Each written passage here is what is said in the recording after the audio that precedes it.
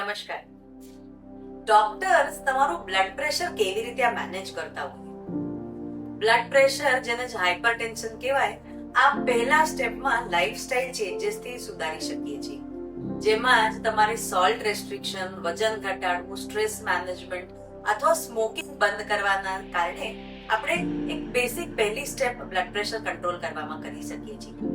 Second સ્ટેપમાં doctors તમને medicines જેમ કે એસ ઇન્હિબિટર્સ, ARBs ઓર કેલ્શિયમ ચેનલ બ્લોકર્સ અને ડાયુરેટિક્સ એના કોમ્બિનેશન તમારા એજ, કિડની સ્ટેટસ અને ઓવરઓલ વેલબિંગ પ્રમાણે ડિસાઈડ કરતા હોઈએ છીએ. સ્ટેપ 3 માં જ્યારે આ મેડિસિન્સથી બ્લડ પ્રેશર કંટ્રોલ ન આવતું હોય ત્યારે 2 થી 3 મેડિસિન્સ કમ્બાઈન કરીને તમારું બ્લડ પ્રેશર કંટ્રોલ કરવા માંગતા હોય.